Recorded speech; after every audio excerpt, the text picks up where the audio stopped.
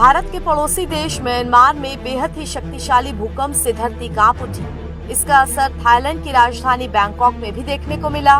भूकंप का केंद्र म्यांमार में था और इसकी तीव्रता रिक्टर पैमाने पर 7.7 मापी गई। मगर अब चिंता की बात यह है कि शुक्रवार को आए इस विनाशकारी भूकंप के बाद फिर रह रहकर झटके महसूस किए गए। राष्ट्रीय भूकंप विज्ञान केंद्र के अनुसार शुक्रवार रात म्यांमार में रिक्टर पैमाने पर 4.2 तीव्रता का एक और भूकंप आया। एनसीएस के अनुसार नवीनतम भूकंप 10 किलोमीटर की गहराई पर आया था, जिससे इसके बाद से और झटके आने की आशंका बनी हुई है। वहीं दूसरी तरफ अफगानिस्तान में भी शनिवार सुबह तड़के 5 बजे के आसपास भूकंप के झटके महसूस किए गए।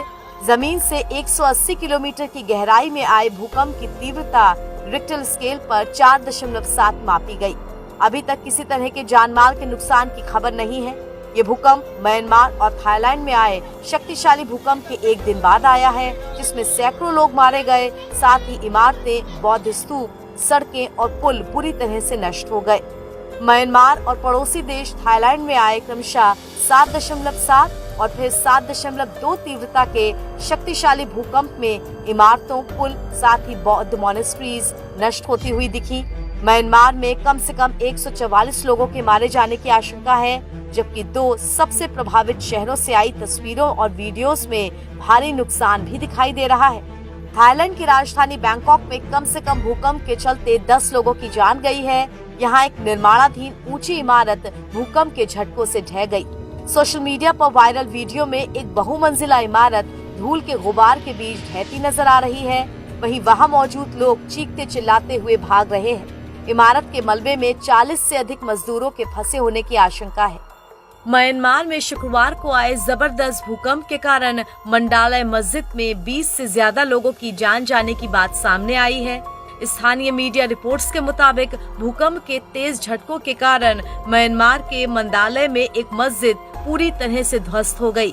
जब ये घटना घटी तो उस वक्त मस्जिद के अंदर कई लोग मौजूद थे।